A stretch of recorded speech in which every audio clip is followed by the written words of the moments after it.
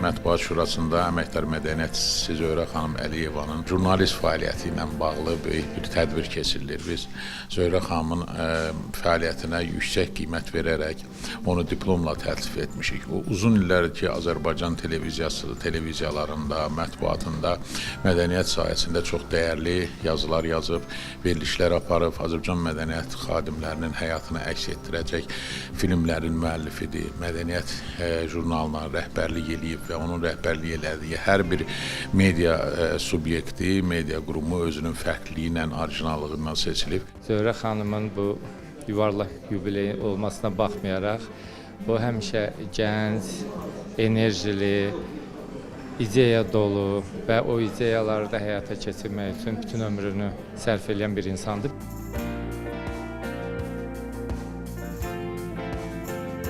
Hiss eləyirəm ki, mənim dostlarım da oradan da məni sevir, çalışdığım təşkilatlar məni sevir. Doğruluq, düzgünlük, sözünün ağası olmaq, verdiyin sözü həyata keçirmək, mütləq, nəzakətli olmaq, peşəkar olmaq. Bunu mən özüm deyə bilmərəm, bunu ətraf deyər. Əgər deyirlərsə də təşəkkür eləyirəm ki, deyirlər və qiymətləndirirlər. Bu çox vacib şərtdir və mən çox sevinirəm ki, mənə belə bir münasibət var. Deyirlər ki, bəşəriyyətin 8% gəlib bu yaşa gəlib çatır.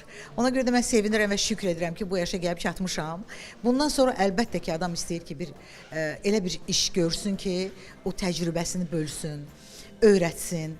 Mənim də həyat təcrübəmdə, peşə təcrübəmdə müəllimlik var, müəllimlik təcrübəsi var. O yüzden mən fikirləşirəm ki, yəqin ki, bu yaşdan sonra bizə düşən, çiynimizə düşən vəzifələrdən biri odur ki, öz təcrübəvi bölüşəsən və öyrədəsən.